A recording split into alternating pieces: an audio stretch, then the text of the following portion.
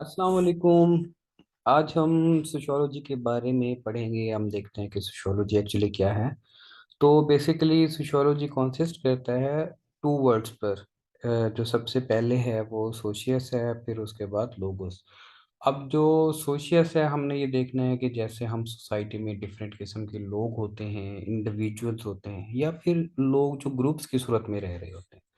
ठीक है, सोशियस हम उसको कहते हैं जो लोग इकट्ठे रह रहे होते हैं एक दूसरे के साथ। अब लोगोस क्या है, इसका मतलब होता है सिस्टमेटिक स्टडी। वैसे अगर हम नॉर्मली देखना चाहें तो वो एक रैशनल रूल को कहते हैं, लेकिन हम सोशियोलॉजी के पर्सपेक्टिव से देखेंगे तो वो सिस्टमेटिक स्टडी। तो अगर हम इन दोनों वर्ड्स को मिलाकर हम पढ़ें या अगर हम समझने की कोशिश करें तो systematic study of people, group and individuals. मतलब क्या कि लोगों को हमने देखना है, लोगों को ठीक है एक सिस्टमेटिक वे में कि सोसाइटी में वो कैसे रह रहे हैं। तो इस चीज़ को सोशियोलॉजी कहते हैं।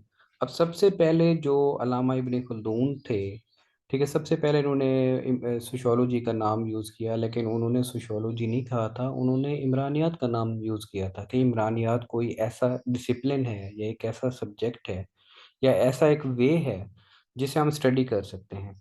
क्योंकि उन्होंने कहा था कि इससे पहले सोशियोलॉजी से पहले बात होती थी तारीख की, हिस्ट्री की, सिविलाइजेशन की। इन्होंने कहा था कि सिविलाइजेशन, हिस्ट्री, इसके अलावा भी कोई चीज़ है, वो सोशियोलॉजी है, जिससे हम लोगों के बिहेवियर को देखते हैं, लोगों के इंटरेक्शन को देखते हैं, लोगों के सोशल एक्शन को देखते हैं। तो उन्होंने इसका लफ्ज़ यूज़ किया था। तो उसके बाद 1834 में अगस्त कोम्टे ने फर्स्ट टाइम वर्ड जो था वो सोशियोलॉजी यूज़ किया था। इन्होंने जो है, मतलब इनका एक नाम है सोशियोलॉजी के हवाले से, इनको लोग जानते हैं, बल्कि पूरी दुनिया जानती है, अगस्त कोम्टे को। तो अब हम जो है इनकी डिफरेंट डेफिनेशंस की तरफ जाते हैं, ताकि हम डिफरेंट डेफिनेशंस पढ़ के सोशियोलॉजी को समझ सकें कि सोशियोलॉजी में क्या बात है। अब हम डेफिनेशंस देखते हैं सोशियोलॉजी की। डिफरेंट सोशियोलॉजिस्ट ने कैसे डेफिनेशंस दी हैं सोशियोलॉजी की, क्योंकि हर किसी ने अपने पर्सपेक्टिव से देखा है सोसाइटी को। तो उन्होंने फिर जैसे ही उन्होंने अपने पर्सपेक्टिव में देखा है, उन्होंने अपने पॉइंट ऑफ व्यू से सोशियोलॉजी की डेफिनेशन बताई है। अच्छा जी। तो अब हम देखते हैं W.G. समनर क्या कहते हैं सोशियोलॉजी के बारे में। वो कहते हैं जी, sociology is the science of society. Basically जो सोसाइटी की साइंस है, इसको हमने समझना है, इसके मैकेनिज्म को समझना है कि सोसाइटी एग्जिस्ट कैसे कर रही है, सोसाइटी चल कैसे रही है। इसी चीज़ को समझना सोशियोलॉजी है, W.G. समनर कहते हैं। उसके बाद जो है मैक्स वेबर, ये बहुत फेमस सोशियोलॉजिस्ट हैं सोशियोलॉजी में। ये बात करते हैं कि sociology is the study of social action, कि जितनी भी हमारी सोसाइटी में हम परफॉर्म कर रहे हैं, बेसिकली वो सोशल एक्शन के थ्रू हर चीज़ परफॉर्म कर रहे हैं। बेसिकली सोशल एक्शन है क्या? Social action movement from one place to another place. ठीक है, having some aim and objective. ठीक है, हम जो कुछ भी हम इस सोसाइटी में करते हैं उसका मतलब यही है कि हम सोशल एक्शन परफॉर्म कर सकते हैं। हाँ, ये एक अलग बात है, उसके पीछे कोई लॉजिक होगी जिसकी वजह से हम सोशल एक्शन परफॉर्म करते हैं। ये मैक्स वेबर ने इनकी डेफिनेशन बताई है सोशियोलॉजी कि जितनी भी सोशल एक्शंस होंगे वो सोशियोलॉजी ही, उसी को हम सोशियोलॉजी कहते हैं। अब नेक्स्ट डेफिनेशन है sociology the study of order and disorder. ये एलेक्स एंड इनक्लिफ ने डेफिनेशन दी हुई है कि हम बेसिकली सोसाइटी में ऑर्डर्स एंड डिसऑर्डर्स को देखते हैं। ऑर्डर्स क्या? जो चीज़ें स्मूथ चल रही हैं, जो नॉर्म्स बने हुए हैं सोसाइटी के, रूल्स एंड रेगुलेशंस बने हुए हैं, ठीक है, लॉ बने हुए हैं। अगर सोसाइटी में वो सारी चीज़ें स्मूथ जा रही हैं तो इसका मतलब ऑर्डर है सोसाइटी में। अगर किसी चीज़ की इंटरप्शन आ रही है सोसाइटी में, कोई प्रॉब्लम्स आ रही हैं, हम रूल्स क्यों नहीं फॉलो कर रहे, लोग रूल्स क्यों नहीं फॉलो कर रहे, परेशानियां क्यों बढ़ रही हैं, सोसाइटी में टेंशन्स क्यों बढ़ रही हैं, तो इसका मतलब ये डिसऑर्डर की तरफ जा रही है सोसाइटी। तो हम ऑर्डर एंड डिसऑर्डर को जब स्टडी करेंगे, एलेक्स एंड इनक्लेस कहते हैं यही सोशियोलॉजी है। अब नेक्स्ट डेफिनेशन में है sociology is the study of collective behaviour. ये पार्क एंड बर्जेस कहते हैं कि sociology is the study of collective behaviour, के मतलब ये कि हम सब लोग जो हैं कलेक्टिवली चीज़ें परफॉर्म करते हैं, किसी एक इंडिविजुअल ने कोई चीज़ परफॉर्म नहीं करनी, हमने सारे मिल के काम करने हैं, उसी चीज़ को सोशियोलॉजी कहते हैं। ठीक है, लेट्स सपोज कोई प्रॉब्लम आ जाता है सोसाइटी में, जैसे फ्लड आ गए, फ्लड में सब लोग मिलेंगे, बंद बांधनी है, या कोई ऐसी चीजें हैं हमने प्रोटेस्ट करना है। इनका मतलब ये है कि हम सब लोग मिलकर कलेक्टिवली बिहेव करेंगे। ठीक है, हमारे जो सोशल एक्शन होंगे हम कलेक्टिवली उनको परफॉर्म करेंगे, उसी चीज को सोशियोलॉजी कहते हैं। अब आकबर्न एंड निम्पोफ कहते हैं डेफिनेशन, वो कुछ इस तरह से बयान करते हैं कि sociology is the study of social life of group interaction of social behaviour. ये बात करते हैं कि एक इंसान की जो सोशल लाइफ होती है किसी ग्रुप के अंदर रहकर, ठीक है, उनके इंटरेक्शन और सोशल बिहेवियर की बेस पे हम देखते हैं। क्या मतलब ये कि हम किसी भी सोशल लाइफ के ग्रुप के अंदर रहकर उसकी सोशल लाइफ देखते हैं कि वो इंटरेक्शन कैसे करते हैं या सोशल बिहेवियर कैसे परफॉर्म करते हैं।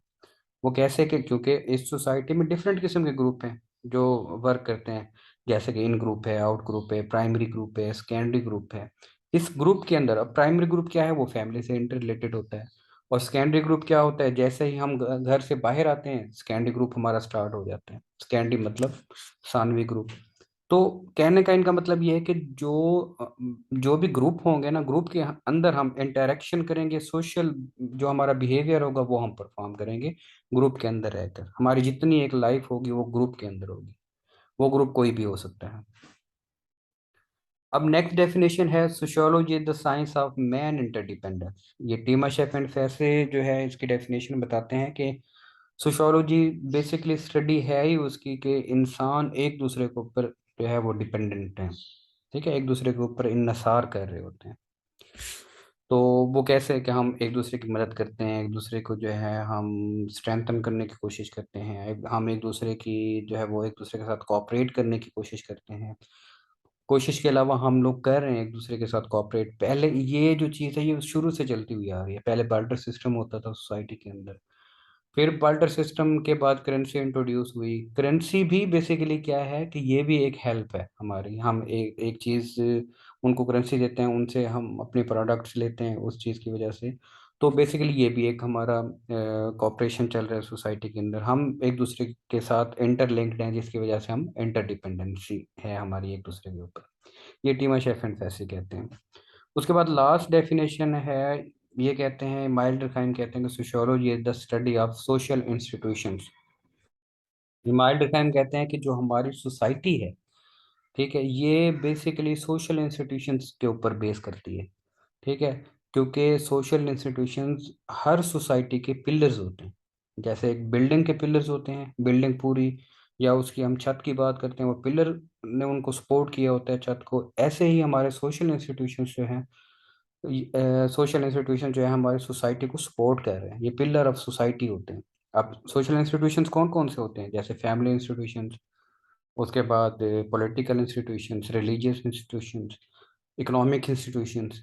ठीक है, तो फिर इनके अपने अपने पर्पस होते हैं। अब पॉलिटिकल इंस्टीट्यूशंस में क्या क्या चीज़ें होंगी, ठीक है, अदालतें कैसे लगेगी, हमारा सदारती निज़ाम कैसे होगा, जस्टिस कैसे मिलेगा, जस्टिस के लिए हम कहाँ जाएंगे, ठीक है, वायलेशन हो जाती है तो हम कहाँ जाएंगे। तो ये एक पूरा एक इंस्टीट्यूट है जो हमें डील कर रहा है। अच्छा, जिस भी अकॉर्डिंग टू इमाइल durkheim, हर कंट्री में अगर वायलेशंस होती हैं या हर कंट्री जो है प्रोग्रेस नहीं कर रहा होता just because of social institution, जिसके सोशल इंस्टीट्यूशन स्ट्रांग है, इट्स मीन वो प्रोग्रेस करेंगे। क्यों- अगर वो क्राइम नहीं है, उसमें वायलेशंस नहीं है, तो सोसाइटी बहुत जल्दी प्रोग्रेस की तरफ जाती है। चलें जी, ये हमारा पहला लेक्चर था आज का। तो मैं नेक्स्ट जो है वो सेकंड लेक्चर की तरफ आता हूँ। तो अगर किसी किस्म का कोई क्वेश्चन हो, आप कमेंट सेक्शन में जाकर आप मुझसे पूछ सकते हैं। मैं इंशाल्लाह फुल कोशिश करूँगा आपको क्लियर करने की। तो अभी मुझे इजाज़त दें, इंशाल्लाह नेक्स्ट वीडियो में मिलते हैं। अल्लाह हाफ़िज़।